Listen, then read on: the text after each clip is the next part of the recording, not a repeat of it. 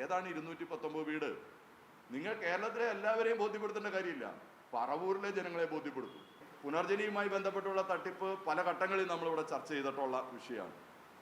2018 പ്രളയത്തെ തുടർന്നാണ് പ്രളയം ഏറ്റവും കൂടുതൽ ബാധിച്ചിട്ടുള്ള പറവൂരിനകത്തെ ദുരിതബാധിതരെ സഹായിക്കാൻ എന്ന നിലയിൽ അന്ന് MLA കൂടിയായിട്ടുള്ള പറവൂരിൻ്റെ MLA കൂടിയായിട്ടുള്ള ഇന്നത്തെ മുഖ്യമന്ത്രി VD സതീശൻ്റെ നേതൃത്വത്തിൽ പുനർജനി പോലുള്ള പദ്ധതികൾ പ്രഖ്യാപിക്കുന്നു. ഇതുമായി ബന്ധപ്പെട്ടുകൊണ്ട് ഉയർന്നു വന്ന പ്രധാനപ്പെട്ട ആക്ഷേപം വിദേശത്ത് പോയി ഫണ്ട് സമാഹരിച്ചു എന്നുള്ളതാണ്. FCRAയുടെ നിയമ ലംഘനമുണ്ടായിരിക്കുന്നു എന്ന ഗൗരവപ്പെട്ട ആരോപണമാണ് ഉയർന്നു വന്നത്. പിന്നീട് അതുമായി ബന്ധപ്പെട്ടുകൊണ്ടുള്ള തെളിവുകൾ പുറത്തു വരുന്നത് നമ്മൾ കണ്ടു. ബർമിംഗ്ഹാമിൽ പോയി അന്ന് VD സതീശൻ സംസാരിക്കുന്നതിൻ്റെ വീഡിയോ തെളിവ് നിയമസഭയുടെ മേശപ്പുറത്ത് വയ്ക്കുന്ന സ്ഥിതിവിശേഷം നമുക്കുണ്ടായി. അപ്പോൾ അദ്ദേഹം വിദേശത്ത് പോയി എന്നും വിദേശത്ത് പോയി പണം സ്വരൂപിക്കാൻ ഇടപെട്ടു എന്നതിനുള്ളതിന് വളരെ വ്യക്തമായ തെളിവുകൾ നമ്മുടെ മുമ്പാകെ വന്നിരിക്കുന്നു എന്നുള്ളതാണ് സ്ഥിതിവിശേഷം. അങ്ങനെ വന്ന ഒരു കേസിൽ അങ്ങനെ വിദേശത്ത് പോയി പണം സമാഹരിച്ചതുമായി ബന്ധപ്പെട്ടിട്ടുള്ള കാര്യത്തിനകത്ത് കേന്ദ്ര ഗവൺമെൻറ്റിൻ്റെ അനുവാദം വാങ്ങാതെയാണ് പോയിട്ടുള്ളത് എന്നുകൂടി വ്യക്തമാക്കപ്പെട്ട സ്ഥിതിക്ക് ആ കേസ് പരിശോധിക്കാൻ സ്വാഭാവികമായും ഒരു കേന്ദ്ര ഏജൻസിയുടെ സഹായം വേണ്ടിവരുമെന്നുള്ളത് എല്ലാവർക്കും ബോധ്യമുള്ള കാര്യമാണ്. കേരളത്തിൻ്റെ വിജിലൻസിൻ്റെ പരിശോധനയുടെ പരിധിക്കകത്ത് മാത്രം നിൽക്കുന്ന ഒരു കേസല്ല. ആ കേസിനെ സംബന്ധിച്ച് അല്ലെങ്കിൽ ഉയർന്നു വന്ന ആരോപണത്തെ സംബന്ധിച്ച് വ്യക്തത വന്ന് അദ്ദേഹം കുറ്റക്കാരൻ അല്ലെങ്കിൽ കുറ്റക്കാരനല്ല എന്ന് തെളിയിക്കാൻ അല്ലെങ്കിൽ കുറ്റം ചെയ്തിട്ടുണ്ട് എന്ന നിഗമനത്തിലേക്ക് എത്താൻ ഒരു കേന്ദ്ര ഏജൻസിയുടെ അന്വേഷണം അനിവാര്യമാണ് എന്നുള്ളതാണ് ആ കേസിൻ്റെ സ്വഭാവം തന്നെ വ്യക്തമാക്കുന്നത് എന്ന് കാണാൻ കഴിയും. എന്നാൽ അങ്ങനെയുള്ള ഒരു കേസിനകത്താണ് അധികാരത്തിൽ വന്ന് 70 ദിവസം കൊണ്ട് വിജിലൻസിൻ്റെ മുൻ റിപ്പോർട്ടിനെ മാറ്റിക്കൊണ്ട് ഇപ്പോൾ ക്ലീൻ ചീറ്റ് കൊടുത്തതായി ആഭ്യന്തരമന്ത്രി പ്രഖ്യാപിക്കുന്നത് എന്ന് കാണാം. എന്തോ ഒളിക്കാനുണ്ട് എന്നുള്ളത് വ്യക്തമാണ്.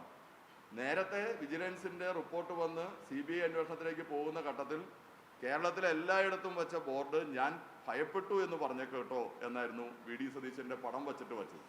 പക്ഷേ 70 ദിവസക്കാലം കൊണ്ട് ഈ കാണിക്കുന്ന തത്രപ്പാടിൽ നിന്നും മലയാളിക്ക് മനസ്സിലാക്കാൻ കഴിയുന്ന കാര്യം മുഖ്യമന്ത്രി ഭയപ്പെടുന്നുണ്ട് എന്നുള്ളതാണ്. അതുകൊണ്ടാണ് അധികാര ദുർവിനിയോഗം നടത്തി ഈ കേസ് അട്ടിമറിക്കാൻ ആവശ്യമായ സമീപനം സ്വീകരിച്ചിട്ടുള്ളത് എന്നാണ് കാണുന്നത്.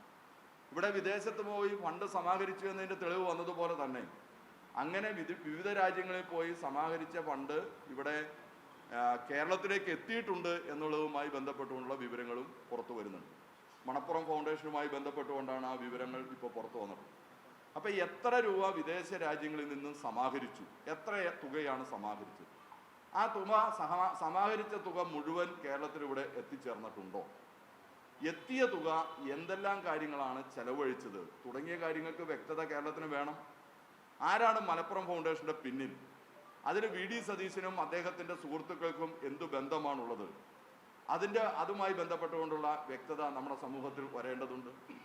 അതുപോലെ തന്നെ ചെലവഴിച്ച തുകയുമായി ബന്ധപ്പെട്ടുകൊണ്ട് ഇവിടെ അദ്ദേഹം തന്നെ അല്ലെങ്കിൽ കോൺഗ്രസ്സുകാർ തന്നെ അവകാശപ്പെട്ടിരുന്നത് 219 വീടുകൾ നിർമ്മിച്ച് നൽകി എന്നുള്ളതാണ്. മറ്റു ചില കാര്യങ്ങളും നൽകി എന്നുള്ളത് അദ്ദേഹം പറയുന്നുണ്ട്. ഒന്നും നൽകിയില്ല എന്ന ആക്ഷേപം ഞാൻ ഉന്നയിക്കുന്നില്ല. ഞങ്ങൾ അന്ന് തന്നെ ഉന്നയിച്ച ആക്ഷേപം ഏതാണ് 219 വീട്? നിങ്ങൾ കേരളത്തിലെ എല്ലാവരെയും ബോധ്യപ്പെടുത്തേണ്ട കാര്യമില്ല, പറവൂരിലെ ജനങ്ങളെ ബോധ്യപ്പെടുത്തും.